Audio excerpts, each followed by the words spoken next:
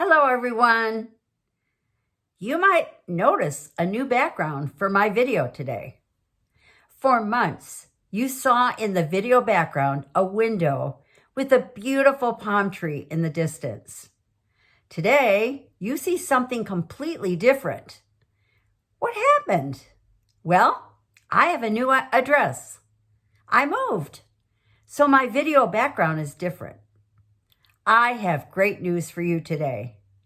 One day, very soon, maybe even today, your address will change too, even if you have absolutely no plans to move. It was my choice to move last week, but that day I get a new address and you get a new address will not be our choice. It may come as a complete surprise. Here's what I know for sure though. That move may be the best one we've ever done, and it will be an address that will last eternally. Our forever address might be the same, or it might be very different, because on that day, only two addresses will be available to each of us. One is heaven, and the other is hell. And to get there, the choice is ours. Many people have already made their choice. Truth is, just 4 types of people are living today. They are either genuine Bible believers, cultural Bible believers, agnostics, or atheists. Beware. Some who tell you they are Christian have no idea that in God's eyes, they are not. How can that be? Society today is believing the Bible written by man rather than the one written by God. Are you in that group of cultural Bible believers? If so, you might call yourself a Christian, but you're definitely not saved. Agnostics, on the other hand, are people who are either ambivalent about God or believe there is a God of some kind, but not the God in whom I believe. An atheist does not believe in God at all.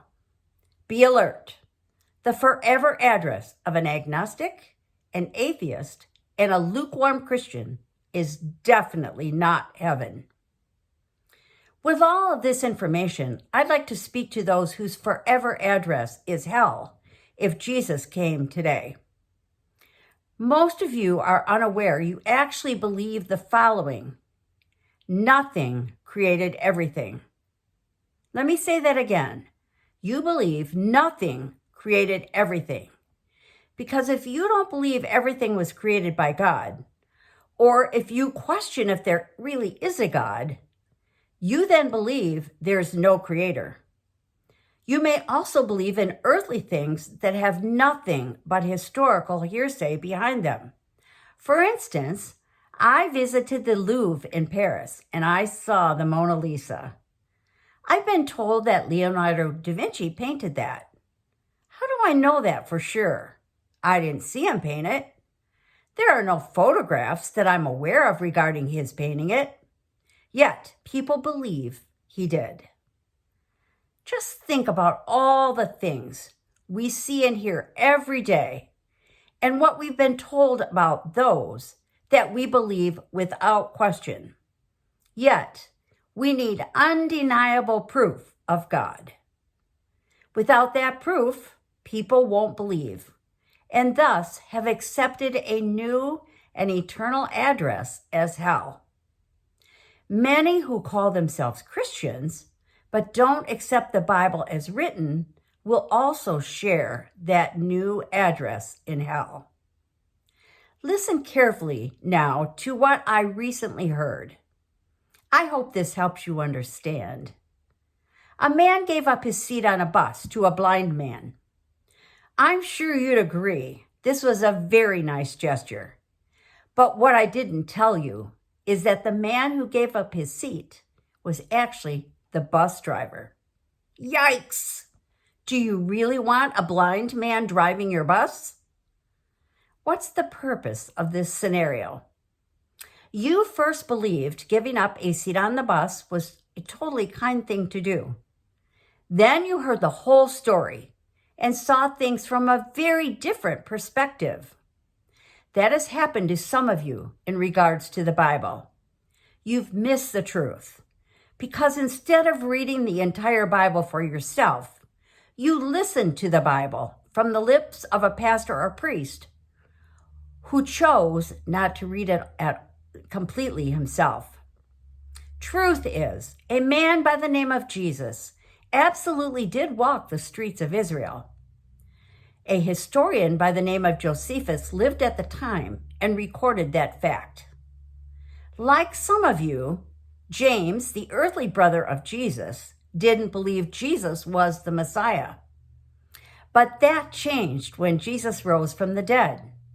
The Bible documents James' transformation in several verses.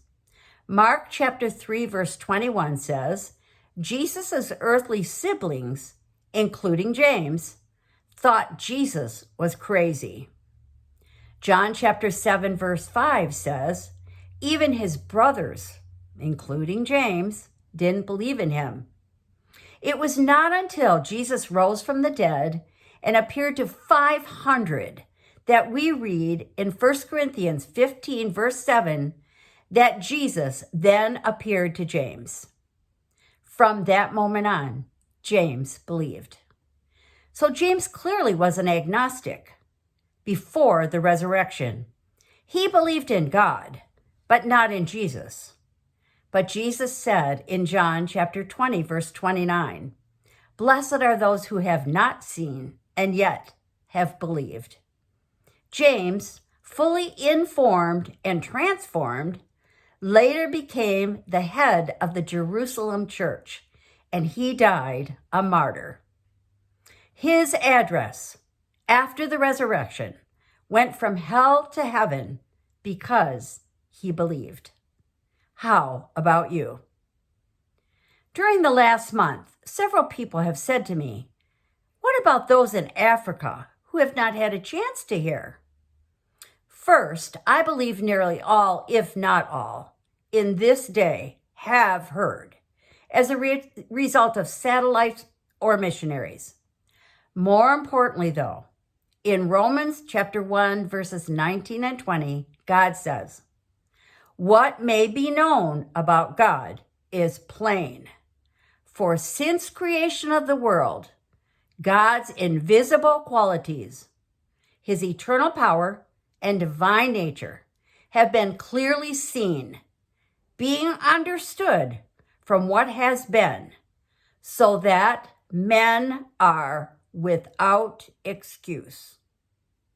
God then says, creation indicates clearly that he is God, and all are required to believe. Thanks for listening.